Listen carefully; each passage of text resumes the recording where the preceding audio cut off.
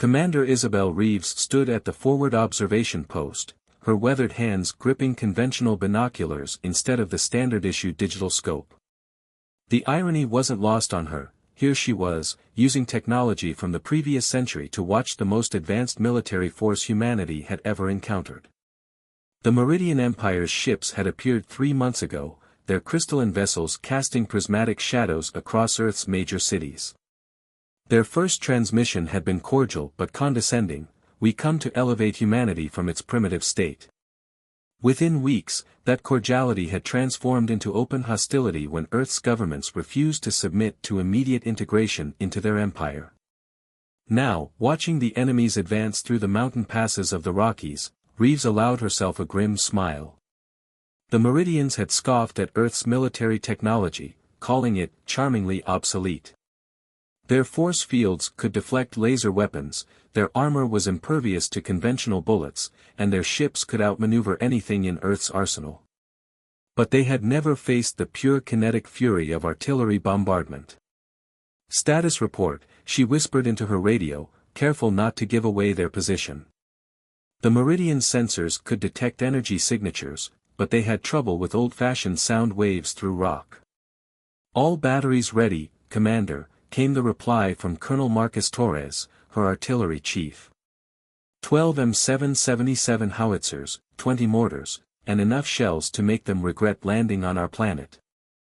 The Meridian advance guard moved with artificial precision through the valley below. Their hover tanks glided silently over the rough terrain, energy shields humming with a blue phosphorescence that had become all too familiar. Behind them marched the infantry, each soldier encased in powered armor that made them look more like robots than living beings. "Let them get closer," Reeves ordered, watching as the enemy formation moved deeper into the kill zone. The Meridians had learned to be wary of ambushes, but their arrogance remained their greatest weakness. They believed their technology made them invulnerable. They were about to learn otherwise. When the lead elements reached the predetermined marker, Reeves keyed her radio. "All batteries, fire for effect." The mountains themselves seemed to roar as dozens of artillery pieces opened fire simultaneously. The first shells arced high into the sky before plummeting toward the Meridian formation. Their sensors detected the incoming fire, and energy shields flared to life, but they hadn't counted on the sheer destructive force of modern artillery. The 155mm shells struck with devastating effect. While the energy shields could deflect the direct impact, they did nothing to stop the shockwaves that rolled through the valley. The first salvo sent Meridian soldiers staggering, their perfect formation shattered. The second salvo targeted the areas where their shields overlapped, creating cascading failures in their defensive grid. "Adjust fire, bracket their retreat route," Reeves commanded, watching as the enemy tried to regroup. The Meridians' hover tanks were starting to falter, their anti-gravity systems disrupted by the continuous concussive force of the explosions. Colonel Torres' voice crackled over the radio, "Commander, they're trying to call in orbital support." "Right on schedule," Reeves replied. "Signal Beta Team." Miles above, hidden in the debris field of humanity's sacrificed satellite network, Earth's remaining spacecraft waited. As the Meridian ships began to descend through the atmosphere to support their ground forces, they found themselves caught in a web of tungsten rods, simple kinetic weapons that their sensors had dismissed as space junk. The valley had become a chaos of smoke and thunder. Meridian soldiers fled their disabled vehicles, their advanced weapons useless against the rain of steel and explosives. Their commanded frequencies were filled with confused chatter as they tried to comprehend how their superior technology was being defeated by what they had dismissed as primitive weapons. Reeves watched through her binoculars as the enemy retreat turned into a rout. "Cease fire," she ordered, knowing they needed to conserve ammunition. "All units, prepare to relocate. They'll be back, and next time they'll be ready for artillery." As her forces began to move out, Reeves took one last look at the valley. The Meridians had learned their first lesson about Earth warfare: sometimes the old ways were the best ways. But this was just the beginning. The Empire would adapt, and humanity would need to be ready. In orbit, aboard the Meridian flagship, High Commander Venear watched the tactical displays with growing concern. Impossible, he muttered, watching the casualty report scroll past. How could they inflict such losses with such primitive weapons? His tactical officer, a veteran of a dozen conquest campaigns, looked shaken. Sir, we may need to reassess our approach. These humans, they're different from other species we've encountered. Venear's expression hardened. Send word to the Imperial fleet. We need reinforcements. He paused, watching as another orbital ship succumbed to the seemingly primitive kinetic weapons. And tell them to bring everything they have. This conquest will not be as simple as we thought. The ancient military strategist Sun Tzu had written that supreme excellence in warfare was to subdue the enemy without fighting. As Lieutenant Raj Patel watched the Meridian patrol through his spotting scope, he reflected that sometimes the old masters knew best. 2 weeks had passed since Commander Reeves' artillery ambush had bloodied the Empire's nose. The Meridians had adapted quickly, spreading their forces out to minimize artillery damage and keeping their ships at high altitude. But in doing so, they'd fallen into an even older trap, they'd lost concentration of force. All teams in position, whispered the radio at his hip. Around the valley, hidden in carefully camouflaged positions, 30 separate guerrilla teams waited. Each was armed with weapons that would have been familiar to soldiers from a century ago, bolt-action rifles, improvised explosives, and simple trip wires. The Meridians had adapted their shields to deal with artillery, but they couldn't maintain them at full power continuously. The energy drain was too great. So they'd shifted to a pulse-based system, activating only when their sensors detected incoming threats. It was an elegant solution to one problem that had created a dozen new ones. Execute, Patel breathed into his radio. The first phase began silently. Across the valley, soldiers armed with simple compound bows released their arrows. The primitive projectiles, moving too slowly to trigger the Meridian's threat detection systems, sailed through inactive shields. While they couldn't penetrate the alien's armor, each arrow carried a small payload of thermite. The resulting fires didn't damage the armor, but they did play havoc with the suit's thermal regulation systems. As the Meridians dealt with the unexpected heat, the second phase began. Single shots rang out from carefully chosen positions. Old hunting rifles, their bullets loaded with specially designed percussion caps, struck precise points on the alien's armor. Again, the damage was minimal, but each hit transmitted devastating sonic pulses through the suit's resonant frequencies. Their comms are scrambled, reported one of Patel's observers. They're switching to backup systems. That was the signal for Phase 3. Dozens of small charges, buried days ago, detonated in sequence. None were powerful enough to trigger the Meridian's shields, but together they created a complex pattern of vibrations through the ground. The alien's gravity manipulation technology, so effective in normal conditions, began to malfunction as its sensors received contradictory data. Patel watched through his scope as the perfect formation below dissolved into chaos. Meridian soldiers stumbled as their powered armor struggled to compensate for the changing gravitational fields. Their hover vehicles, already wary of low altitudes after the artillery attacks, pulled back higher, separating them from their ground forces. Now, Patel commanded, show them what human weapons can really do. The full attack began. Heavy machine guns, their positions hidden until this moment, opened up.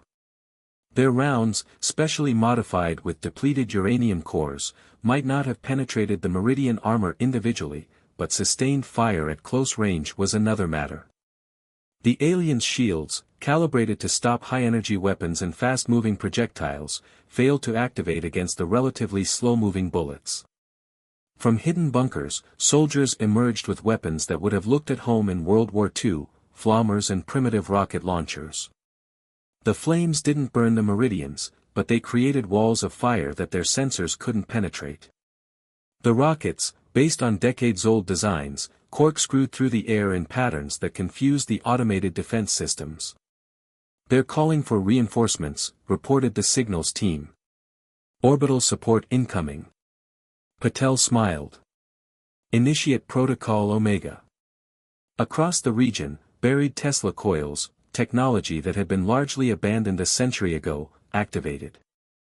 The massive electrical discharges didn't damage the Meridian ships directly, but they created an electromagnetic storm that played havoc with their sophisticated targeting systems. As the Meridian forces retreated once again, Patel's teams melted away into hidden tunnels and camouflaged bunkers. By the time enemy reinforcements arrived, they would find nothing but empty ground and disabled comrades. In his command bunker deep beneath the Rocky Mountains, General Harrison reviewed the after-action reports with grim satisfaction. "How many casualties?" he asked. "3 minor injuries on our side," reported his aide. "Estimated 47 Meridian troops disabled or captured. 2 of their hover tanks permanently grounded." Harrison nodded slowly. "Send word to all commands. The old ways are working. Tell them to dig deeper into the history books. I want every forgotten weapon, every discarded tactic evaluated for use against these bastards." "Sir," the aide hesitated, "the Meridian commander has sent another communication. They're threatening to use their planet cracker weapons." "But they won't," Harrison said confidently. "They want Earth intact. They want our resources, our people. They can't simply destroy everything." He turned to the massive map displaying global tactical information. "Besides, we've already got teams working on countermeasures. Sometimes the simplest solutions are the best ones." Above the Earth, High Commander Venear received the latest battle reports with growing rage. "How?" he demanded. "How are they defeating our best troops with such primitive weapons?"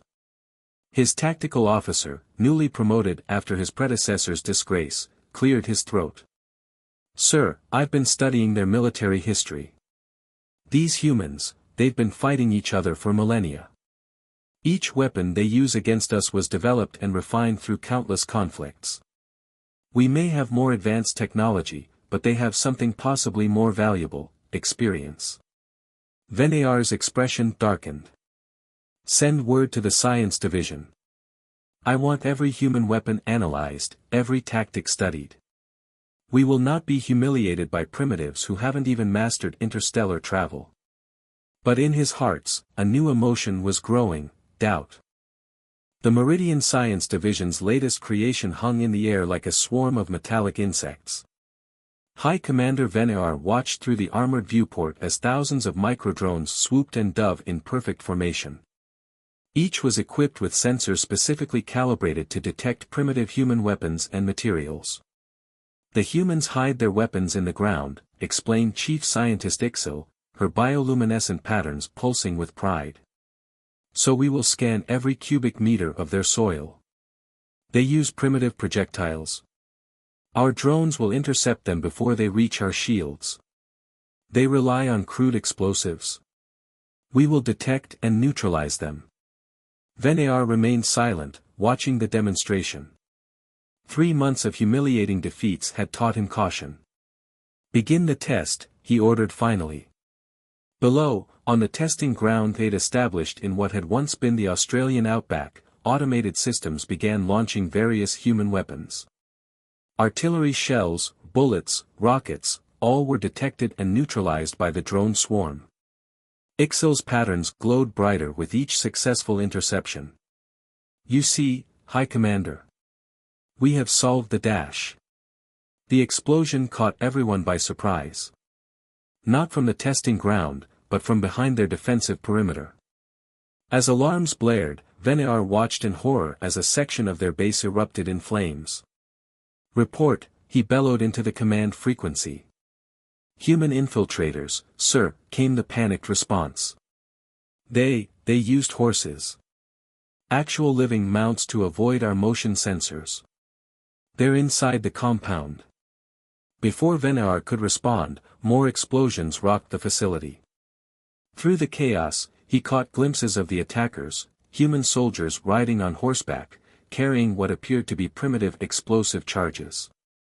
Their drone swarm, programmed to watch the testing ground, had completely missed the approach of these mounted warriors.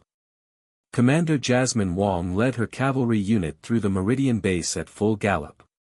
The horses, specially trained for this mission, showed no fear of the alien structures or the weapons fire around them. Each rider carried saddlebags full of thermite charges, their chemical timers immune to the Meridian's electronic countermeasures.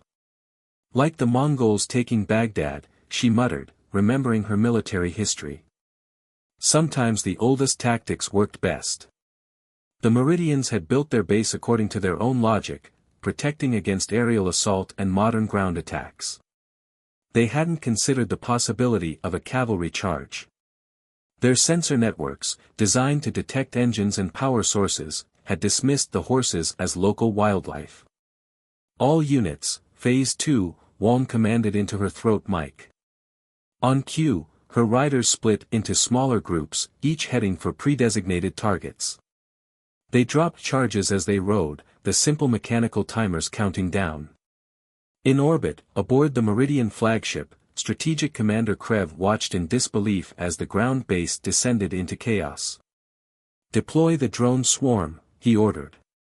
"Sir, the drones are not programmed to engage biological targets moving at that speed," his operator responded. "Recalibrating now, but it will take time." Krev slammed his appendage against his command console. Every time they developed a countermeasure to human tactics, the primitives found another way to circumvent it. They had hardened their bases against artillery, only to face horse-mounted attackers. They had developed shields against bullets, only to be defeated by arrows and sonic weapons. Back on the ground, Wong's cavalry unit regrouped outside the base perimeter. Behind them, secondary explosions indicated their charges had found their targets: ammunition stores, fuel deposits, and communication arrays. "Casualties?" she asked as her officers reported in.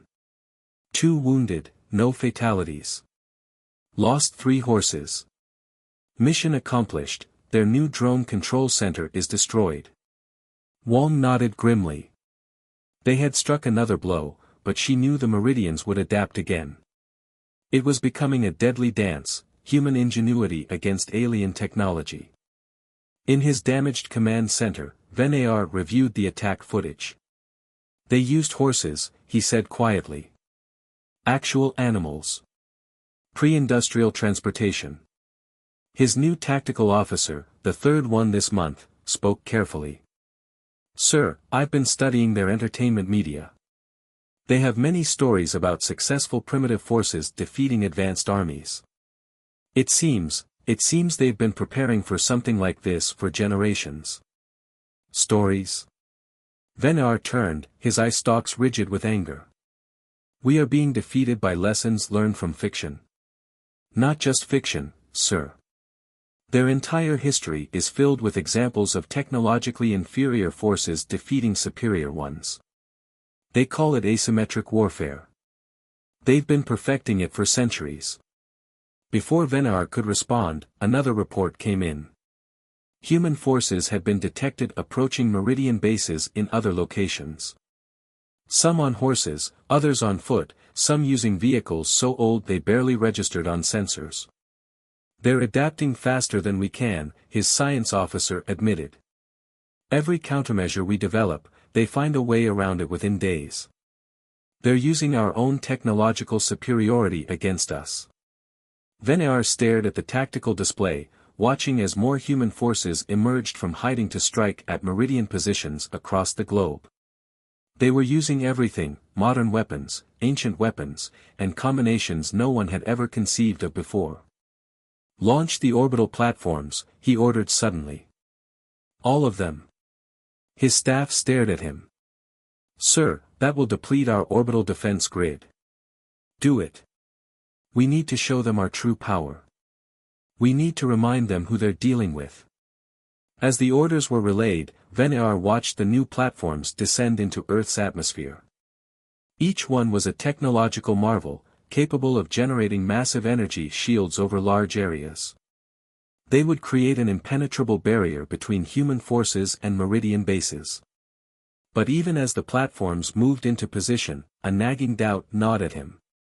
The humans had proven remarkably resourceful. What ancient technique would they discover to defeat this latest technology? He was about to find out. Admiral James Nakamura stood on the bridge of the USS Constitution, not the modern carrier that had been destroyed in the first days of the invasion, but the actual 18th-century frigate. The ancient vessel, previously a museum piece, now sailed through the night beneath an electromagnetic cloak created by its wooden construction.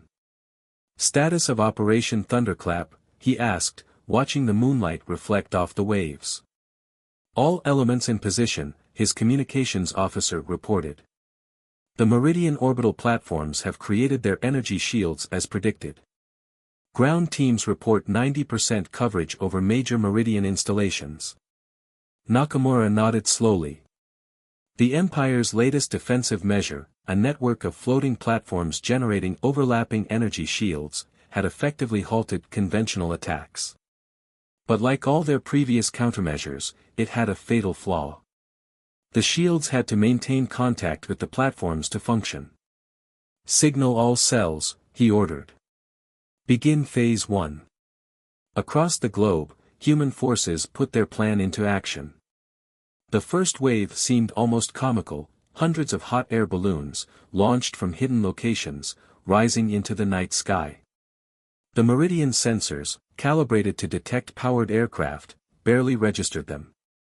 Each balloon carried a payload of fine iron powder, a technology that dated back to World War II radar countermeasures. As they ascended into the layers of energy shields, they released their cargo.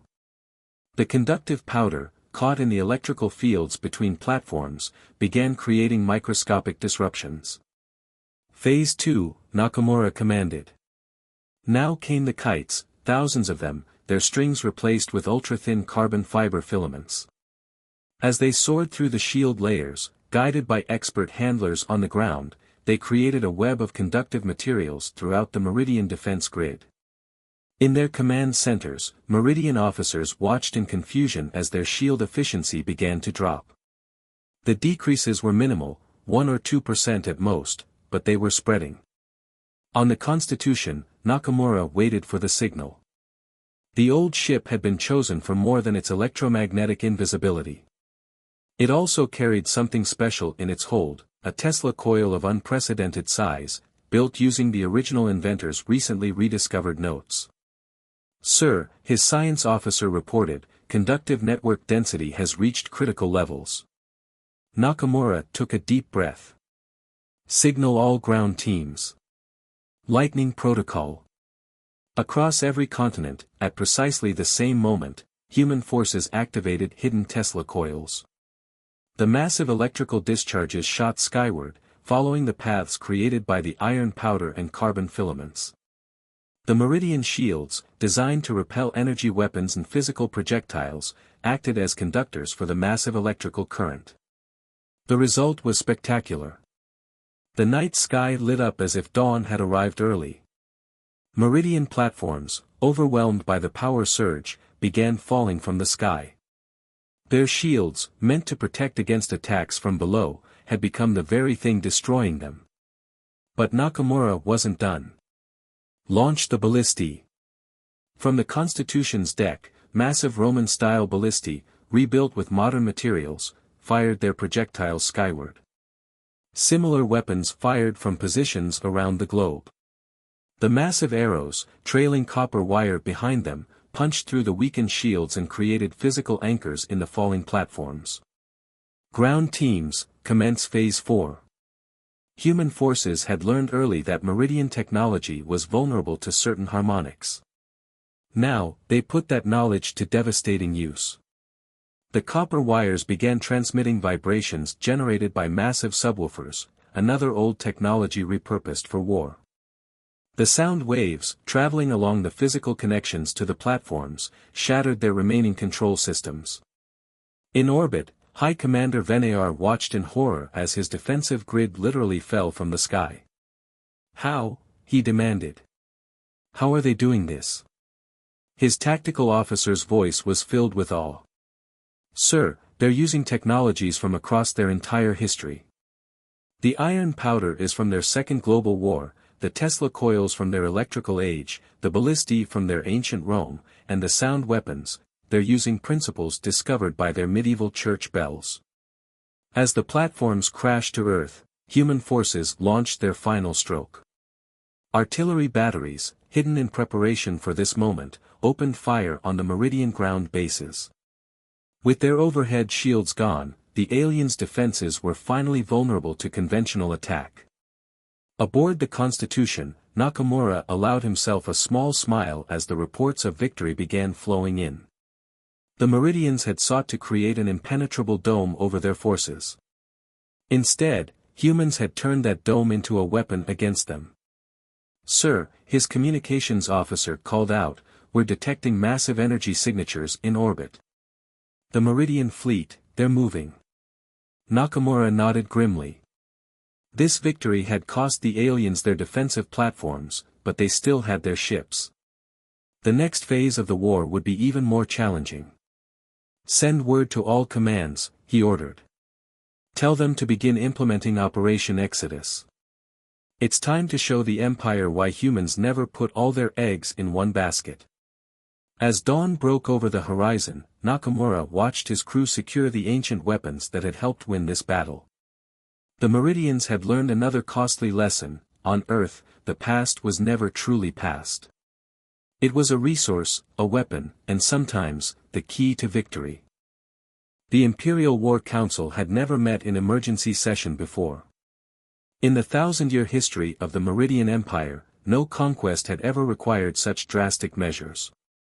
Yet here they were, the highest military leaders of the most powerful civilization in known space, gathered to discuss their failure to subjugate a pre-spaceflight species.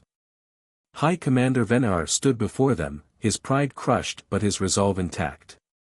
"The humans have destroyed 60% of our orbital platforms, disabled 40% of our ground forces, and continue to resist with increasing effectiveness."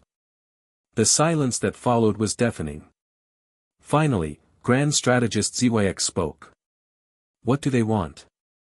"Sir. We offered them technological advancement, integration into the Empire, protection from cosmic threats. What more could they want?" Before Venar could answer, proximity alarms blared throughout the council chamber. On the massive tactical display, thousands of objects appeared, rising from Earth's surface. "Multiple launches detected," a sensor operator reported. They're using modified shipping containers as launch vehicles. Primitive solid fuel rockets. Minimal guidance systems." The council watched in disbelief as the makeshift fleet rose through the atmosphere. Most of the containers burned up or exploded, but enough survived to release their payloads, tens of thousands of small objects that began spreading out in complex patterns. "Analysis?" Venar demanded. "They appear to be mechanical devices. Wind-up mechanisms. Clockwork technology." On Earth, Commander Reeves watched through her binoculars as the last of the launch containers roared into the sky. Operation Clockwork had begun. Each container carried thousands of tiny mechanical devices, built using technology that hadn't changed since the Victorian era. No electronics, no complex systems for the Meridians to detect or disable. "Status of the orbital nets?" she asked. "Deploying as planned," her space operations officer reported. "The Meridians are trying to target them, but there are too many, and their signatures are too faint." The devices, once in space, began unfurling gossamer-thin nets made of simple steel wire. As they spread, they formed a vast web around the planet, powered by nothing more complex than springs and gears. In orbit, the Meridian fleet found itself entangled in a three-dimensional maze of wire and clockwork machines. Their energy weapons were useless against the simple metal construction. Their shields couldn't maintain coherence while in contact with the conductive mesh. "Ground teams report ready," Reeves' aide announced. She nodded. "Begin the endgame." Across Earth's surface, in locations carefully chosen over months of planning, human forces activated the final phase of their defense. Massive weights, suspended by ancient pulley systems, began to fall. As they descended, they drove generators that had been built using Michael Faraday's original designs. The resulting electromagnetic pulse was crude but massive, traveling along the orbital net like lightning through a metal web. The Meridian fleet, already struggling with the mechanical nets, now faced a planet-wide electromagnetic storm conducted through the very obstacle course that had trapped them. On the Imperial flagship, now experiencing system failures across all decks, Grand Strategist ZYX turned to Venar. "They've transformed their entire planet into a weapon," he said, his voice filled with reluctant admiration. "Using technology so simple it's practically invisible to our sensors, yet devastating when combined." "Sir," Venar replied, watching as more ships lost power, "I recommend immediate withdrawal. We can't fight an enemy who turns our every advantage against us." ZYX raised a hand for silence, his attention caught by an incoming transmission. On the main screen, a human appeared, Admiral Nakamura, standing on the wooden deck of his ancient ship. "To the Meridian Empire," Nakamura began, "we have demonstrated that humanity will not be conquered. But we are not unreasonable. We offer terms." The council chamber erupted in shocked murmurs. Never had a pre-spaceflight civilization presumed to offer terms to the Empire. "We will share our knowledge," Nakamura continued. "Not our technology, you clearly have superior technology. But our understanding of warfare, of adaptation, of combining the old with the new. In exchange, the Empire will recognize Earth as a sovereign and equal power." ZYX looked around the council chamber, seeing the realization dawn on his fellow leaders' faces. The humans weren't offering surrender or even a truce. They were offering an alliance, one that would transform the Empire's military doctrine. "The humans don't want our protection," ZYX said slowly. "They never did. They wanted our respect." He turned to the council. "And they have earned it." The vote was unanimous. For the first time in its history, the Meridian Empire would treat with a primitive species as equals. On Earth, as news of the Empire's acceptance spread, Commander Reeves stood at her original observation post in the Rockies. Below, in the valley where the first artillery barrage had proven humanity's worth, Meridian diplomats were landing to begin negotiations. "You know," she said to Colonel Torres, who stood beside her, "they'll probably ask us to remove the orbital net." Torres chuckled. "Let them try to figure out how. We use designs from 1,000 different sources. Every culture, every era of human history contributed something to that web." Reeves nodded, smiling. The Meridians had arrived expecting to find primitives and instead discovered that humanity had been preparing for this moment through every war, every conflict, every technological advancement and setback in their history. "Send word to all commands," she ordered. "Tell them to begin Operation Legacy. It's time to show our new allies what humanity can really do when we're not fighting for survival." As the sun set on the first day of peace between Earth and the Meridian Empire, the ancient warning bells in towns across the world began to ring, not in alarm, but in celebration. Humanity had proven that true strength lies not in the sophistication of one's weapons, but in the wisdom to use every tool at one's disposal. The age of Earth's isolation was over. The age of humanity's influence on galactic civilization had begun.